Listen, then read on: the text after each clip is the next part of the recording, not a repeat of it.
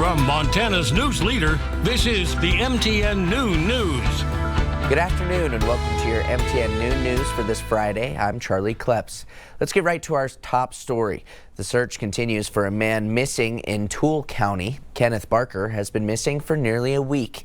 MTN's Owen Skornick-Hayes caught up with his wife and a volunteer, both hoping he's found safe. It's been 1 week since Kenneth Barker of Shelby went missing. That was my best friend. Ken's wife, Lisa, is struggling to understand. I just want him found because at this point I'm scared for the worst of him. Ken, who has a lesion on his brain, suffered a stroke in 2018. Since then, those close to him say he's become more irritable. He hasn't been the same since. Often driving off for hours, but never too far. He's always come back, the next day or two. This is Cliff Fay, Ken's uncle and one of the dozens of community members who have been searching for Barker the last week. Looking in coulees, looking behind buildings, along the roads and stuff. Fay says their search has taken them as far as Great Falls and Kalispell. Officials don't believe Ken can be far because the car he took only had a half tank of gas, though it's unclear if Barker has cash on him. The vehicle in question is a 2005 red Mercury, plate number 217050B. Officials say Kenneth was last seen wearing dark jeans, a black shirt, and glasses. The Toole County Sheriff's Office is working with Border Patrol and don't believe Barker has crossed into Canada. Everybody's really concerned, and hoping that he's with somebody that's taking care of him. Barker is a type 1 diabetic, relying on insulin to keep his sugar levels low. Ken's wife, Lisa, doesn't believe he had much on him. If he does try to live without it, it won't be for long because his blood sugars will go high and he'll have another stroke. But giving up hope isn't an option. Come home. Scaring the heck out of everybody, and especially your mom. Barker's mother was expecting her son to accompany the family on an official move to Texas in just a matter of days. We love you and we miss you, and you know where to find us in Texas when we go. If you have any information on the whereabouts of Kenneth Barker or his vehicle, contact the Toole County Sheriff's Office or dial 911. From Shelby, Owen Skornick-Hayes, MTN News. As of Thursday, crews searching for a missing 23-year-old hiker in Carbon County announced the 3-day effort to find him is officially on pause. Red Lodge Fire and Rescue and the Carbon County Sheriff's Office say they now believe the man to have drowned in East Rosebud Creek after he was washed away by fast and high waters. Crews say those same rapid waters are preventing consistent construction to rebuild trails, along with a bridge all wiped away in the same area in 2022. Officials with the Absaroka Beartooth Wilderness Foundation say that area, a 26-mile hike known as the Beaten Path, has become a dangerous construction zone as the U.S. Forest Service works to rebuild infrastructure damage. It's just best to stay away until the trail work is complete and the bridge is in. Give the search and rescue teams and those Forest Service crews that are breaking their backs to get that trail put in for all of us, give them the space they need to do their job. In July of 2024, the body of Dylan Honnell, a 20-year-old hiker, was recovered near East Rosebud Creek, the same area that Red Lodge Fire and Rescue, the Carbon County Sheriff's Office, and the Yellowstone County Sheriff's Office have searched this month for the missing hiker. With over 3 million acres of wilderness in Montana, it can be difficult for law enforcement to get to where they need to go. That's why training and planning is necessary for jobs where time can make or break a case. MTN's Allie Kaiser attended a multi-agency field training exercise to see how officers practice investigations in remote areas. Law enforcement officers are debriefing behind me on 4 days of training that included a mock homicide investigation. But let's go back to where it all started on Monday to see if organizers think that these officers have learned the lessons that they were hoping to make. You want me to lead him or you want to drive him? Why don't you lead first and then I'll drive? Come on, Sticks. The Lewis and Clark County Sheriff's Office partners with the FBI and U.S. Forest Service for the field training exercises. Under Sheriff Brent Colbert organized the trainings and scenarios, and on Monday, the officers got familiar with which equipment can be used in wilderness areas and which can't. A lot of times of the things you could use a helicopter for or that kind of a thing, you can't. Or say four-wheelers or motorized vehicles, you can't use those back there. You have to use a different mode of transportation, such as horses and mules. Equipment is just one part of the equation. The trainings also help with learning interagency communications and systems. You know who they are, you know what they do, and you know what they can do. They know what you can do. Then the group of officers headed into the Scapegoat Wilderness area. I met up with them after they investigated 2 mock crime scenes in the backcountry for 3 consecutive days, sleeping in tents and collecting evidence. For the most part, we are so lucky to live in a place like Montana that has so much wild country and so much remoteness, but there are times when it becomes a real challenge. And something like this has happened and probably will happen again in the near future. Officers had to be selective on what equipment, food, and clothing they brought. They had to pack it 7 miles in and 7 miles out on horses and mules. When you have a crime scene in town or within driving distance, you can bring out our big incident command vehicle. You can have lighting, you can work around the clock, you can do different shifts. You can bring in people. You'll have quite a bit of resources in just people. Backcountry, you can't do that. The training showed the officers from different agencies that there are more people they can depend on than just those they work with every day. They don't have to go alone. There's a broader resource out there that we can tap into to be able to help us all. So how does Under Sheriff Colbert feel after a year of planning the training? They all work together great, not only in the exercise, but afterwards and beforehand. Near Lincoln, I'm Allie Kaiser, MTN News. We are tracking the possibility of severe storms across a good portion of the region. Already seeing some of those storms fire up. You can see around Helena, Butte, even some rain over on the eastern side of the state. Glendive, even Webo getting a little bit of rain up in the northwest corner. Kalispell near Missoula as well. We have to worry about the possibility not only today, but through the entire Father's Day weekend, daily showers and thunderstorms that could turn severe.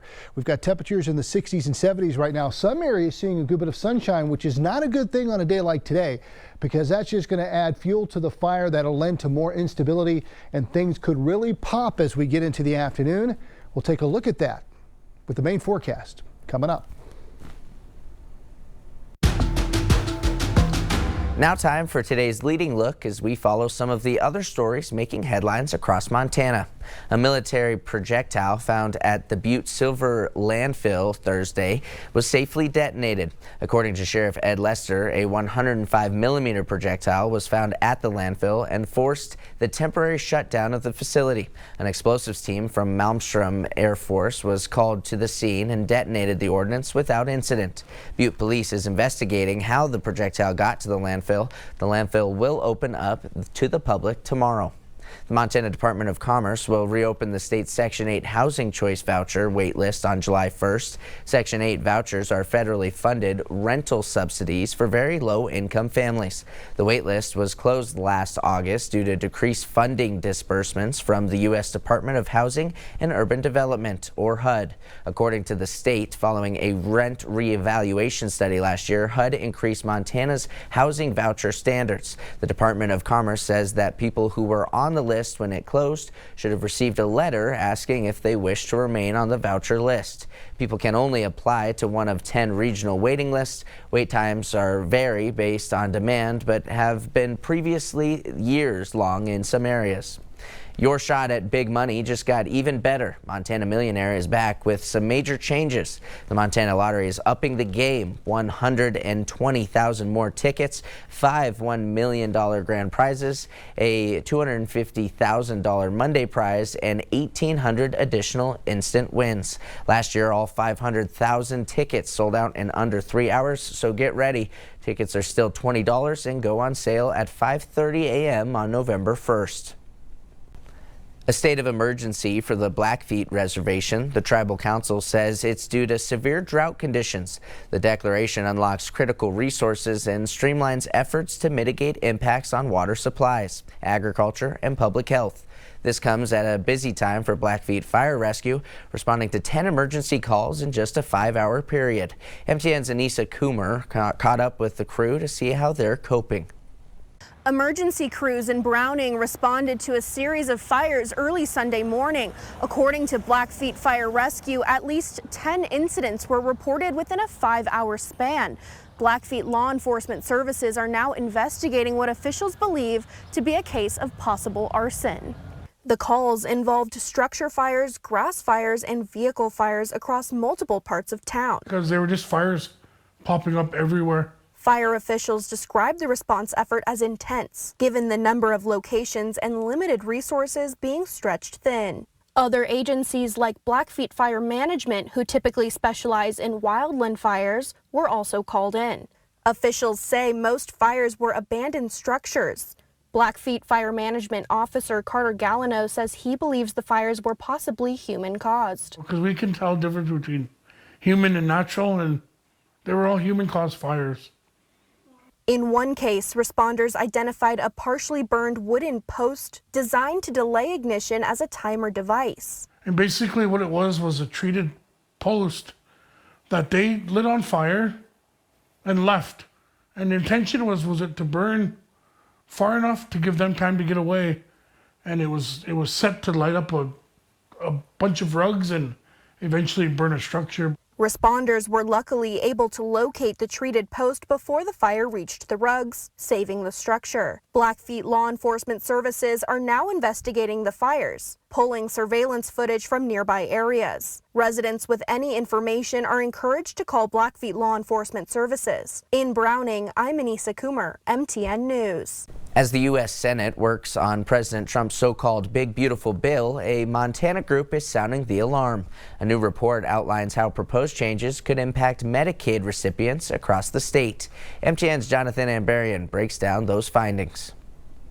Just a few months ago, the Montana legislature voted here at the state capitol to renew Montana's Medicaid expansion. Now there's another debate underway that could again have a big impact on Medicaid in the state, this time at the federal level. Medicaid is very important for the state's healthcare system. Aaron Wernham is CEO of the Montana Healthcare Foundation, which recently completed an analysis into proposed changes to Medicaid in congressional Republicans' big bill and what they might mean for Medicaid in Montana. We're forecasting what might happen. We're not saying that this is definite. There are currently more than 200,000 Montanans enrolled through the state's Medicaid program. The Healthcare Foundation's report estimates about 31,000 could lose coverage in the first year. Most of those, about 27,000, would likely be adults on the Medicaid expansion program. The report estimates 60% of those losing coverage would be in rural Montana. The biggest changes would be increasing how often Medicaid recipients must confirm their eligibility and adding work requirements for those on Medicaid expansion. Montana's law has had work requirements, but they've never been implemented because the state hasn't gotten a federal waiver. Supporters of the federal bill have said the changes are aimed at strengthening Medicaid by ensuring only those who should be on the program are on it. Wernham says his concern would be that the effects might go further than that. We project that for the simple reason